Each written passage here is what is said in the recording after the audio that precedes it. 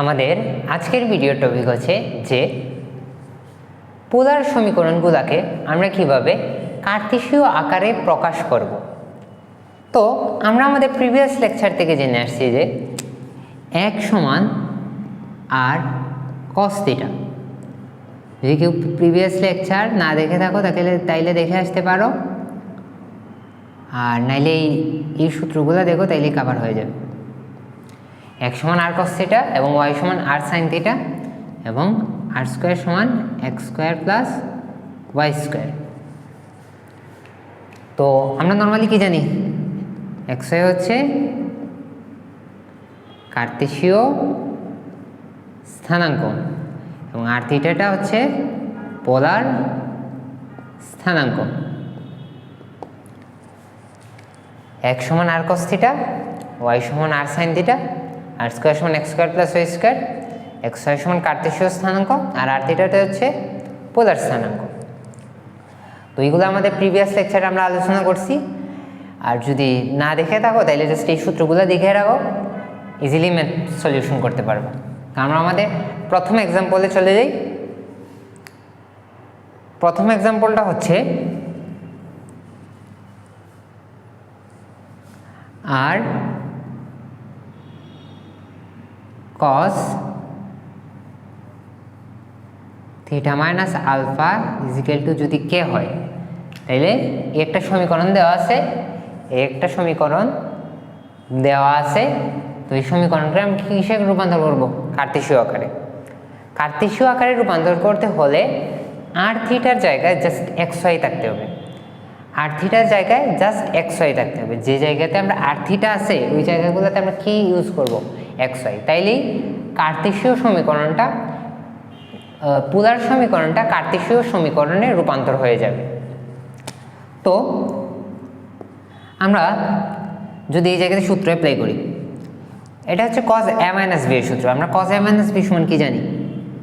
যারা ত্রিকোণমিতি পড়ে নাই তারা দেখে রাখো, আর যারা ত্রিকোণমিতি পড়ছো তারা তো জানোই cos a cos b plus sin a sin b। cos a minus b এর সূত্র হচ্ছে cos a cos b plus sin a sin b। তাহলে আমরা যদি সূত্রটা অ্যাপ্লাই করি এই জায়গাতে, তাহলে কি হবে? cos a, এটা হচ্ছে এখানে থিটা, আর এই বিটা হচ্ছে কি? আলফা। তাহলে আমরা কি লিখতে পারি? cos a cos b minus sin a sin b। এখানে প্লাস হইতো, বা আমরা যদি এই আরটাকে ভিতরে গুণ দিয়ে দিই, লিখে হবে r cos theta cos alpha plus r sin theta sin alpha is equal to k. আমরা কি বলছি? যে জায়গাতে আর থিটা থাকবে সেই জায়গাতে আমরা কি নিয়ে আসবো? xy। তো আমরা নর্মালি x সমান কি জানি? আর cos থিটা, এবং y সমান কি জানি? আর sin থিটা। তাইলে আমরা যদি আর cos থিটার জায়গাতে x লিখি, তাহলে কি থাকবে?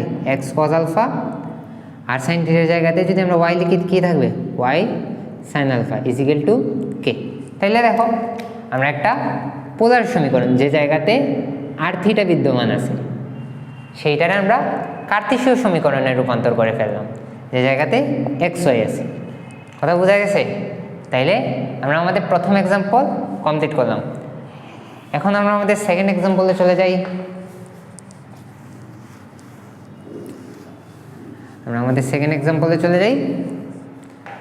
সেকেন্ড এক্সাম্পলটা হচ্ছে আর সমান যদি 2a cos থিটা হয়, আর সমান 2a cos থিটা।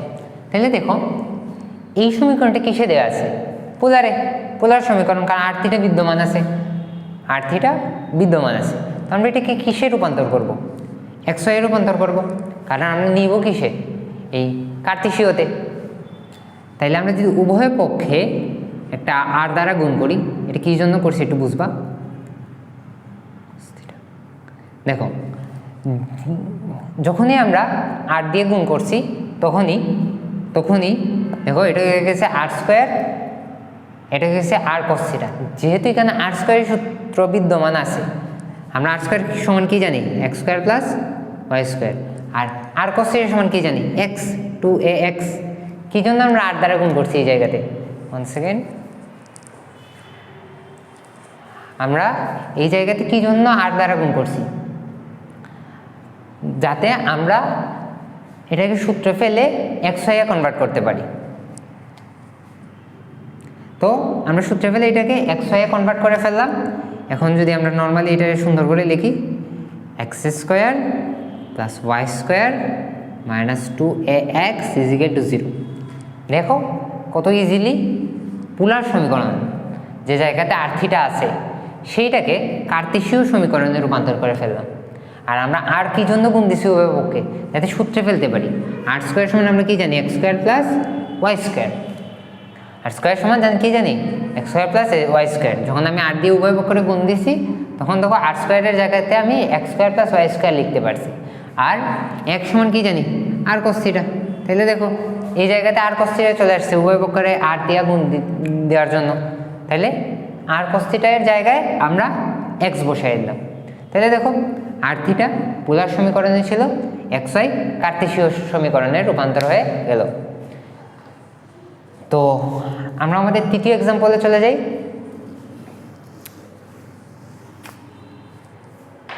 সেম আর থিটা থাকবে, আমি সেটাকে এক্স ওয়াই সমীকরণে প্রকাশ করব। তো তৃতীয় এক্সাম্পলটা হচ্ছে r square cos 2 theta is equal to 0, r square cos 2 theta is equal to 0। তৃতীয় এক্সাম্পলের ক্ষেত্রে এখানে একটা ত্রিকোণমিতির সূত্র অ্যাপ্লাই হবে। তো যারা ত্রিকোণমিতি পড়ো নাই আগে, ত্রিকোণমিতির আগে সরলরেখা পড়তেছ, তো তারা এই সূত্রটা দেখে রাখতে পারো, যখন ত্রিকোণমিতি পড়বার তখন এটা ক্লিয়ার হয়ে যাবে। তো আমরা নর্মালি কস 2 থিটার সূত্রটা হচ্ছে কস square theta minus sine square theta. আমি যদি এই জায়গাতে সূত্রটা লিখি, কস square theta minus sine square theta equal to 0। তো আমরা যদি ভিতরে আর স্কোয়ার দিয়ে গুণ দিয়ে দিই, তাহলে কী লিখতে পারি, r square cos square theta minus r square sine square theta equal to 0। তাহলে এটাকে আমরা সুন্দর করে যদি লিখি, এটা কি লিখতে পারি, d s square b square থাকে। তাহলে এটা কি এ বি তার হোল স্কোয়ার লেখা যায় না, স্কোয়ার বি স্কোয়ার থাকলে তো এ বি তার হোল স্কোয়ার লেখা যায় সূচক থেকে, আমরা শিখছি এটা। তাহলে এটা কি লিখতে পারি, আর কস থিটা তার হোল স্কোয়ার মাইনাস আর সাইন থিটা তার হোল স্কোয়ার ইজিক্যাল টু 0।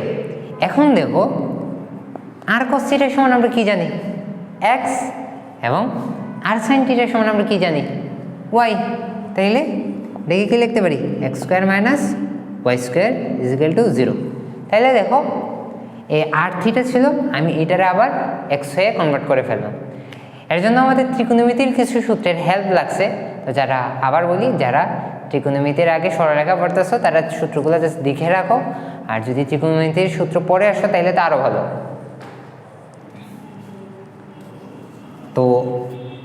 তো তিনটা এক্সাম্পলের মাধ্যমে আমরা পোলার সমীকরণগুলোকে কীভাবে কার্তেশীয় সমীকরণে রূপান্তর করতে হয় সেটা শিখে ফেললাম।